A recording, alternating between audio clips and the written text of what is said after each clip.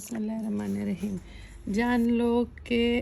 اللہ سخت عذاب دینے والا ہے اور بخشنے والا بھی اور رحم کرنے والا بھی۔ رسول کا کام تو صرف پیغام کا پہنچا دینا، اور اللہ سب کچھ جانتا ہے، جو تم ظاہر کرتے ہو اور جو کچھ چھپاتے ہو۔ آپ فرما دیجئے کہ ناپاک اور پاک برابر نہیں ہے، گو کہ ناپاک کی کثرت تجھ کو تعجب میں ڈال دے، تو تم اللہ ہی سے ڈرا کرو اے عقل والو، تاکہ تم سب کامیاب ہو جاؤ۔ مومنو، ایسے باتیں نہ پوچھا کرو کہ اگر تم پر وہ ظاہر کر دی جائے تو تم کو بری معلوم ہو، اور اگر تم نزول قرآن کے وقت دریافت کرو گے تو تم پر ظاہر کر دی جائے گی۔ اللہ نے گزشتہ سوالات معاف کر دیے، اور اللہ تو بڑا ہی بخشنے والا اور علم والا ہے۔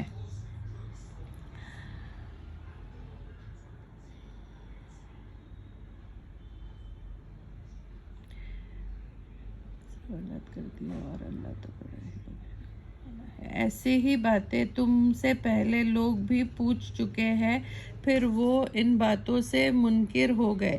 اللہ نے باحرہ کو مشروع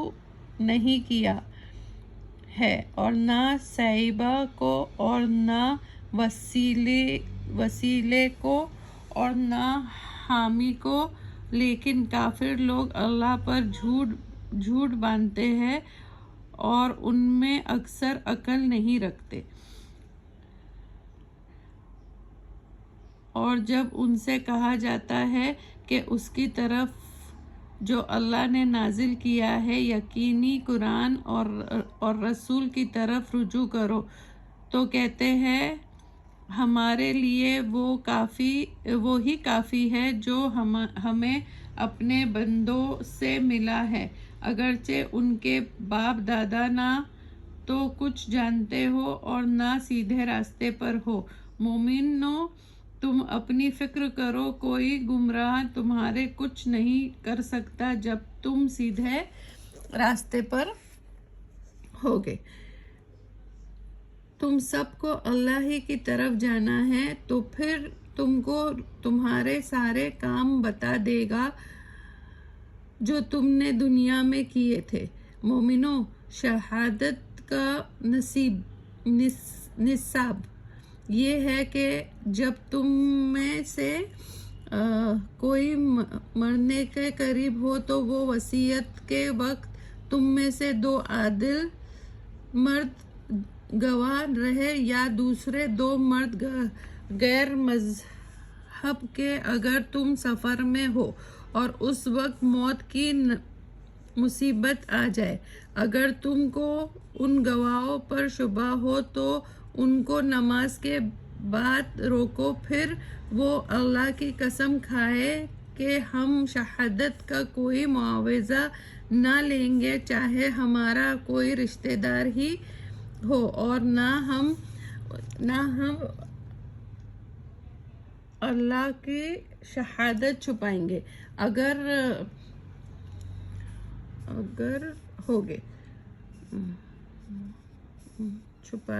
اگر ہم ایسے کریں گے تو ہم گنہگار ہوگے۔ پھر اگر معلوم ہو جائے کہ ان دونوں نے کوئی گناہ کیا ہے، یعنی جھوٹ بولا ہے، تو 2 آدمی نے مرنا چاہا تھا تو ان کی جگہ کھڑے ہو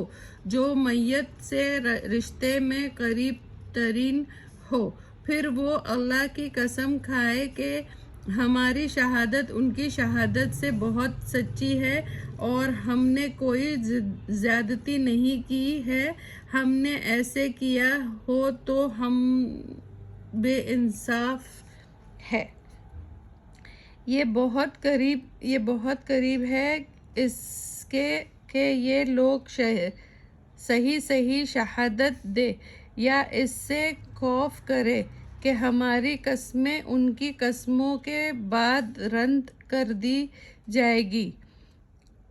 اور اللہ ہی سے ڈرا کرو اور اس کے احکام کو غور سے سنو، اور اللہ نافرمانوں کو ہدایت نہیں دیتا۔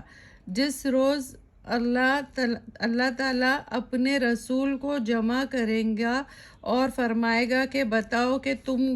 کو کیا جواب ملا تھا، وہ کہیں گے کہ ہم کو کچھ خبر نہیں، بے شک تو پوشیدہ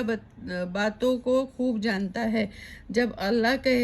کہے گا اے عیسیٰ ابن مریم، تم میرے انعام کو یاد کرو جو تم پر اور تمہاری والدہ پر کیا گیا ہے، جب میں نے تم کو روح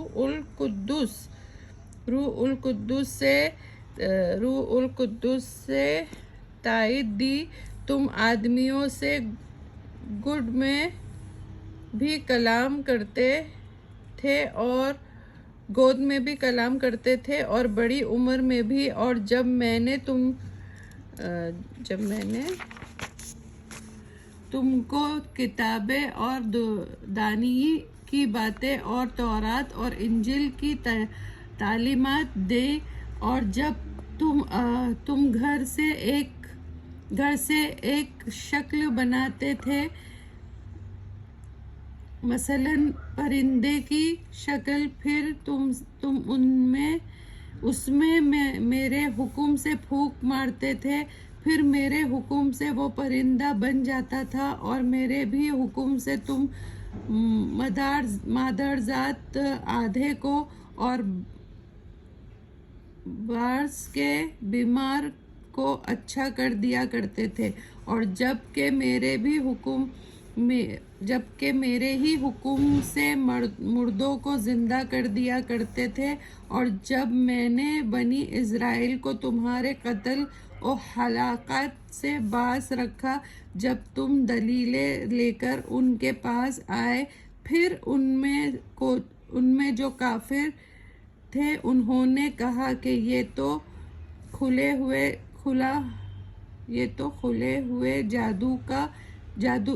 ہوئے جادو کے سوا کچھ بھی نہیں ہے۔